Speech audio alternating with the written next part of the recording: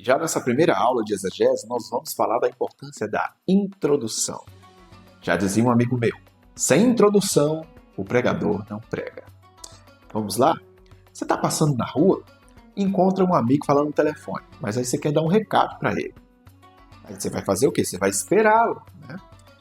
E aí você percebe que ele está falando com outra pessoa nas seguintes palavras. Ah, ok, você pega o material lá e leva lá para casa, viu? Tá bem carinho, né? Mas ainda assim pode levar. Ok. Detalhe, você pode até ter uma noção do que ele está falando e com quem. De repente ele está falando com um amigo pedreiro e esse pedreiro está fazendo a compra de algumas ferramentas para levar para casa dele para fazer uma obra. Mas você não sabe 100% dos detalhes. Quem pode saber é quem está do outro lado da linha. Se você pudesse ter poderes miraculosos de saber ou ter informações prévias da pessoa que está do outro lado da linha, aí sim você vai ter um conhecimento completo e pleno de todo o diálogo. A sua interpretação vai ser mais segura. Ou seja, você tem apenas uma interpretação prévia, porque você está ouvindo apenas o seu amigo, o emissor, e não o receptor do outro lado da linha. Da mesma forma é o texto bíblico. Quando nós estamos estudando o texto bíblico, nós só sabemos o que o emissor está falando.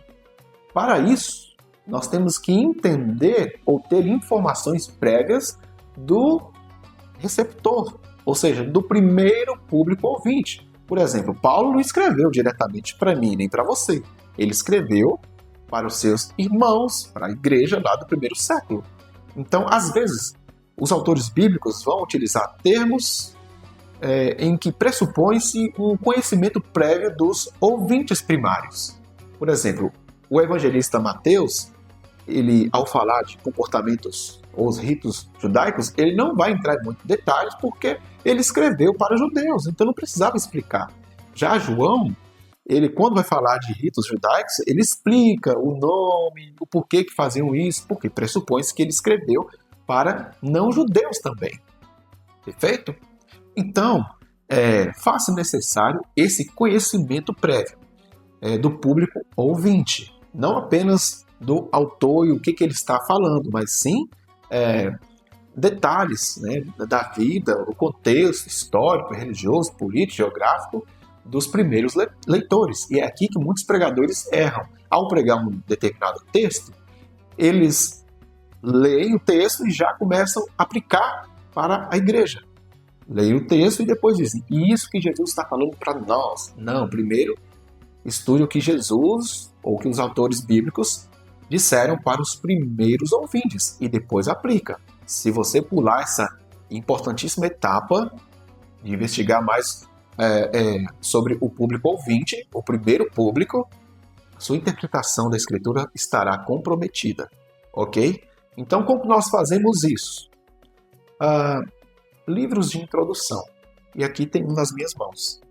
D.A. Carson, Introdução ao Novo Testamento. Aqui atrás tem Introdução ao Antigo Testamento dos 3 autores.